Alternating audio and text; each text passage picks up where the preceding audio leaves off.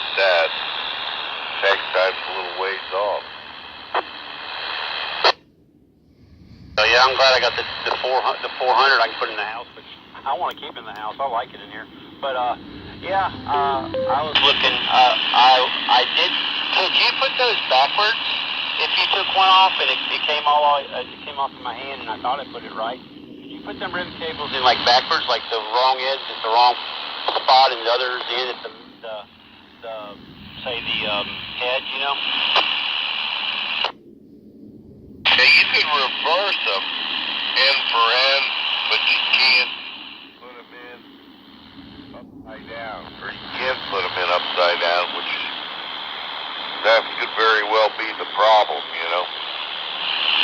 You can swap end for end, but you gotta look, one side's got a contact, one side don't. You gotta peer into the connector with a magnifier.